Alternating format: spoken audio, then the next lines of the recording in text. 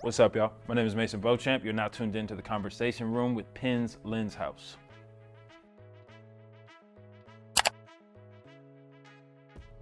I'm from Baton Rouge, Louisiana, born and raised. I've been living in New Orleans for about 5 years now, 30 years old, which went by in a blur. And yeah, man, I've been acting for, let's see, it's 2024, so since 2015. So going on this August, it'll be 9 years. Yeah. What made me decide to get into acting, I would say just watching like great films, great TV. It kind of took root whenever I was younger. It was like a sense of escapism for me. I like fantasy movies, I like action movies, I like anything that kind of made me have to think. And then the more and more I got introduced to like high drama, like stuff like Chris Nolan films, Quentin Tarantino stuff, the more and more that stuff kind of just started to, I was like, it seemed like fun. It seemed like something I wanted to try. So here we are. Top 3 currently, well, I guess it's for me. So my favorite right now is and has been Chris Nolan for a while. Just the scale that he works on is something that's always impressed me. Who else, man? Ryan Coogler. I'm a big fan of Ryan Coogler. Just the way he's given voice to a lot of black stories that I think where we had like fewer and fewer black heroes whenever we were younger and like the generation before us. I think you're starting to see a little bit more of that being brought to the forefront, and I think he's definitely at the front of that. You got Creed, you got Black Panther, you know what I'm saying? Stuff like that. That's stuff that shifts the culture in a major way. And then I would say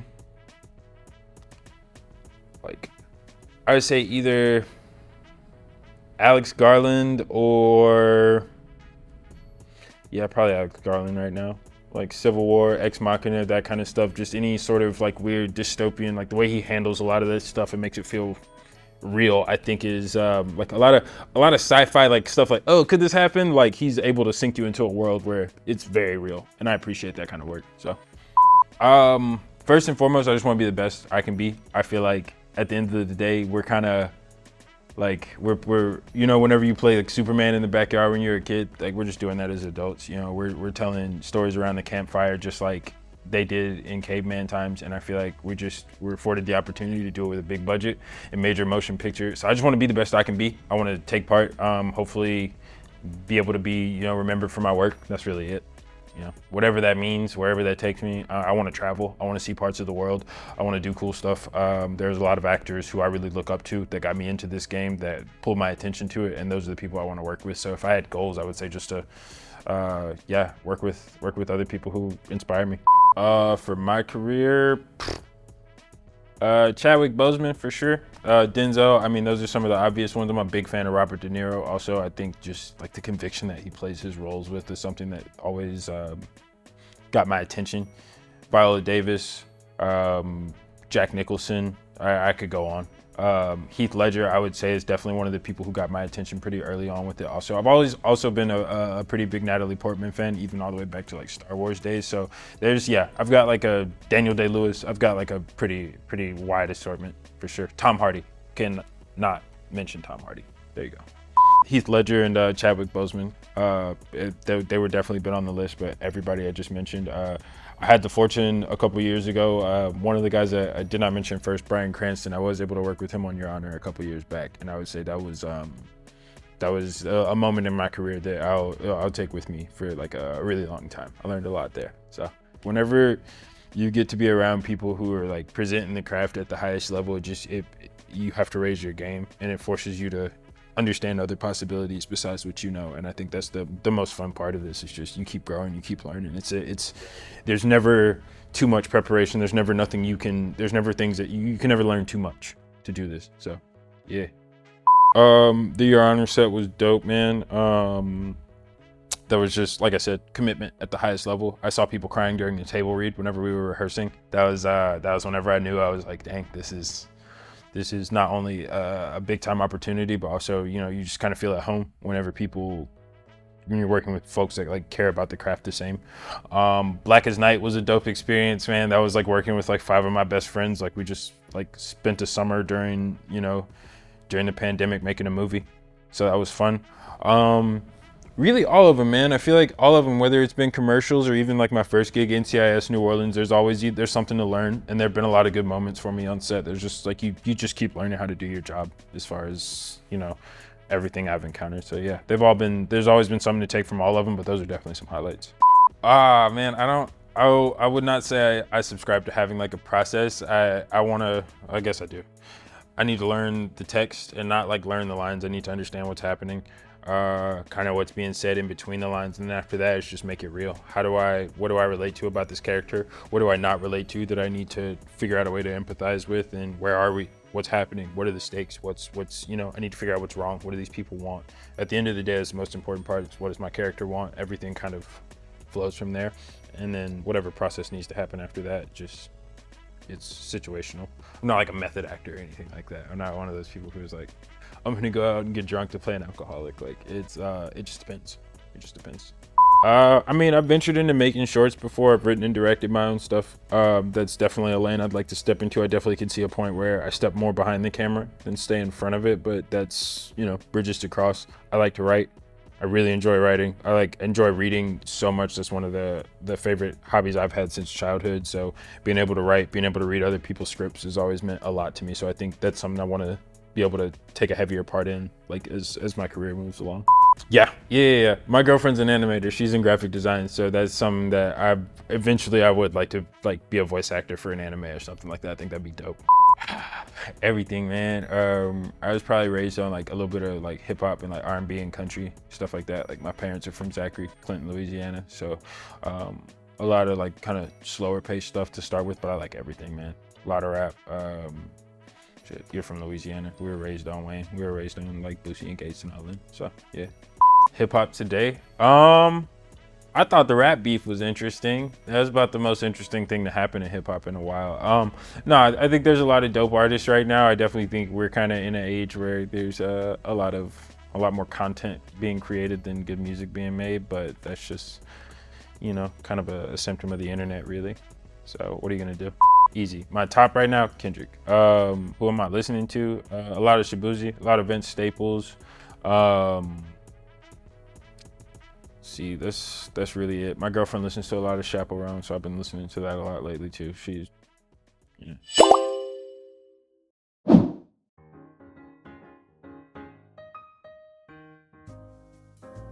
Parades. Yeah, that's like, I don't know, man. It's the one time I'm finna get out there and cut up.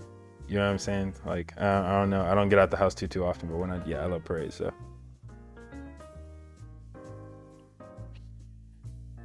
Oh man, y'all, can I like both for this one? You know what I'm saying? Like that's a rock and a hard place, man. I like them both the same. Gold. That's what winners get. Nike. They got SBs over here. I like Jordans, but they got SBs over here. Kendrick. Easy. OV ho. Gumbo. Easy. That's like childhood. Goku. Like, I don't know. Don't get me wrong. Vegeta's got a backstory, so I understand why he'd be frowning all the time. But Goku's just like, to me, I try to keep a positive attitude about things, like walking through life, and Goku like whooped everybody's ass in the universe with a smile on his face, and I can't discredit that. So. I gotta go 90s movies just cause like I was born in the 90s. 80s movies were kind of like, my dad made me watch those, but 90s movies I was able to pick myself, so yeah.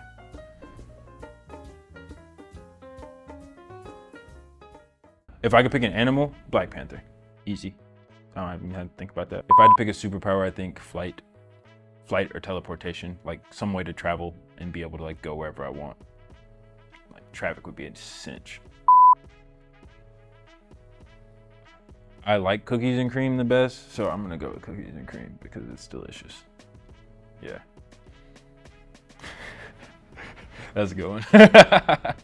You gotta go with your mood at that point. There's no good answer to that. Probably crazy, driven, and caring. Yeah, like no particular order, but all three of those for sure.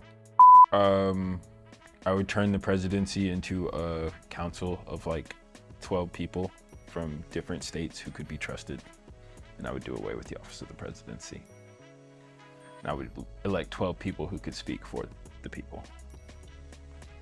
That's another podcast though.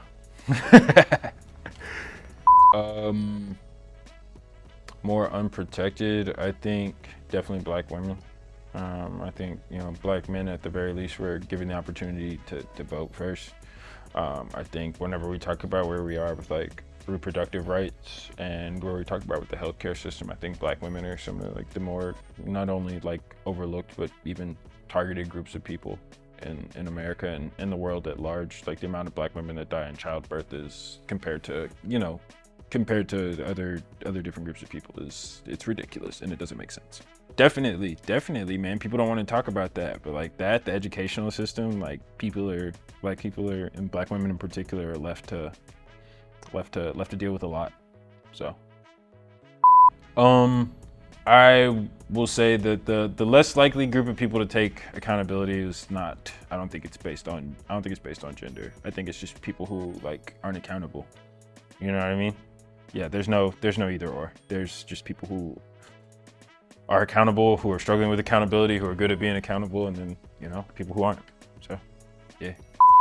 Where I'm going in a couple weeks, we're going to Greece. So, yeah, I don't know. Mykonos and Santorini look like Mario Kart levels. I'm just excited to see it. It looks like a really relaxing place to be. I see why. It's Greece is also home to one of the islands with the most centenarians in the world. So I'm interested to understand a little bit more about a culture where people tend to live to be very old more often than not. That's not common in like the hustle and bustle culture in the rest of the world. So my favorite 90s jam, bro, with the hard questions, man. Probably the first one I was introduced to, California Love. That was like the first MTV video I ever saw. I thought that was the coolest shit in the world. So yeah, I haven't met them yet. I have not seen them yet. I'll know them when I see them. I couldn't, hopefully. I mean, I don't know. I'm only 30, so y'all could throw me in the paint. I'll walk everybody through it. Yeah. No. No. I mean, don't get me wrong. Reality TV is fun, and it's like it's fun, but no. I feel like that's kind of once you make that left turn, you don't get to make the right turn. You know what I'm saying? Prank videos? No, just because I don't think I would like to be pranked in public. And so I do think it's funny when other people do it, but I just don't know that I would react as well as a lot of people do. So, yeah. I have thought about streaming on Twitch, my video game exploits. That's about it. UFC 5, NCAA 25 just came out. Like, yeah, I will YouTube that. Everything else, y'all can mind your business. Out of my life so far, the most significant lesson I've learned is just breathe, man. Slow down. Generally speaking, like I feel like we're raised, and especially the younger you are, it seems like all the problems that you have are kind of the end of the world. But chances are, if you're still here, like you got past all of it. Like, and a wise man once told me, like every day that you're here on earth is a day that you're undefeated by the trials of life, and you have to respect that. You gotta be patient with that. You gotta be a little graceful to yourself, and just that all starts with slowing down, taking a deep breath. You can't do anything without oxygen. So, yeah.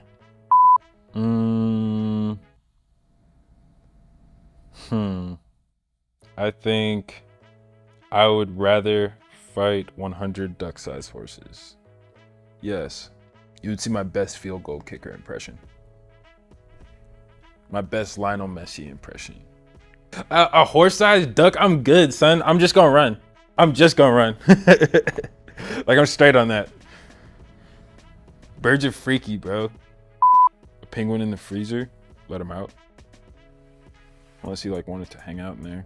You'd probably like call the zoo or something. There's a lot of pets I would like. A penguin's not one. That just feels like a responsibility. And their cages kind of stink. It's like, what are you doing in here also? Who put you here? Am I being pranked? You know what I'm saying? I mean, if he wanted to be kept as a pet and I can afford like a igloo exhibit, then yeah, I played football and basketball for a little bit. Wasn't really my vocation, but baseball I stuck with for the longest. I played that up until like my junior year, but I played baseball since I was like 3. So, yeah. Yeah, man, I was in the band from I think 5th grade to 8th grade. I was alto sax and then tenor sax. First chair both times. Don't let anybody tell y'all different. No, I did one play whenever I was 9, and like I have no theater experience, and like I'm pretty sure I messed up the one line that I did have in the play. I was so nervous. Yeah, I get that one a lot. Like, did you do theater? I would like to do theater one day, but right now it's like I need time. I need time to do that. I enjoyed it a lot. I feel like I learned a lot more from my students, for sure, than I ever could have realized. I appreciated that, and not only that, but it keeps you honest. Like, I have to make sure I'm on top of my craft because I understand it's like the doors opening down. Somebody opened the door for me, and given the opportunity to open it for somebody else, I'd take that extremely seriously. So I was honored by the experience, and also I learned. So I enjoyed it. It could definitely, like with the younger ones, it can be a little, they can test your patience, but it is what it is, you know. That it doesn't matter. Like, even a great 7-year-old actor is still a 7-year-old actor. So, you know, but you know, I enjoyed it. It was a test for sure. It'll be a test at times. No, man, just auditioning. Just finished up a commercial for Cadillac. So, but other than that, man, just been chilling. Yeah, whenever auditions come, I'm ready to work. Been in and out of like different classes, different Zoom classes, things of that nature. So just trying to stay sharp. My biggest pet peeve, like in life or as far as like industry stuff? Life mainly. I don't like when people get into the self-checkout line with more than 10 items in their cart. That is my biggest pet peeve. I feel like people should be charged an extra $15 for that. I will stand on that in a court of law. I don't know, man. I mean, I get it, bro. You know, times is hard, man. If you got to go to the dollar store and like load up, I'm not mad at you. Finesse them. But at the same time, like, please, like, Let me go. feel me? It's not my fault there's only one cashier open. Like, you should get, you know, up to the back of the line, let everybody else go about their business. If I'm in a store at all, I'm in a hurry. I hate grocery shopping. Like, it's just like, let's get in, get out. How would I solve problems if I were from Mars? Man, I'd probably be like, yo, y'all are tripping down here, bro. Y'all are like, yo, why are y'all all fighting? Like, we don't even have water where I'm from. You know what I'm saying? Like, I haven't learned how to survive off nutrients in the air, so I don't know what y'all are tweaked out about. That's probably my point of view about it. Like, why are y'all tripping? Everybody's at war down here. I want $10 million. I give half of it away. The other half that I had, I would save half of that, and then I would take the other half and probably help my family out a bit, get us some nice things. I don't know, take a trip or two. That's about it. Nobody would know I had $10 million. I can tell you that much. Wouldn't quit my job or not. No, a lot of people are like, nah, son.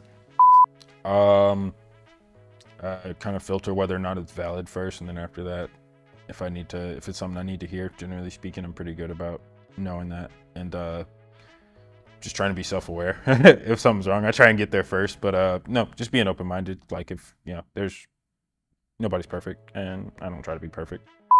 An inspiring actor coming up today. I'll go into camera for this one. Train. First and foremost, train, find yourself a team, and don't have a backup plan, man. That's really it. If this is for you, if this is what you want to do, you'll find a way to do it. We all found a way to do it, and I think that life tends to open doors for people that knock on them.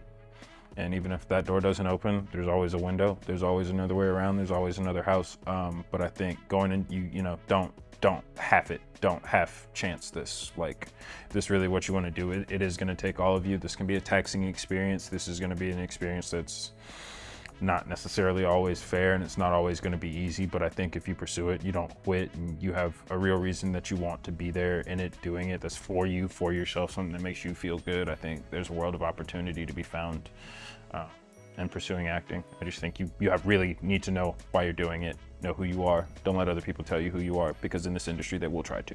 So what's good, y'all? Mason Beauchamp signing off with the Conversation Room at Lynn's house. I appreciate y'all for joining us. Thank y'all for listening, and Godspeed.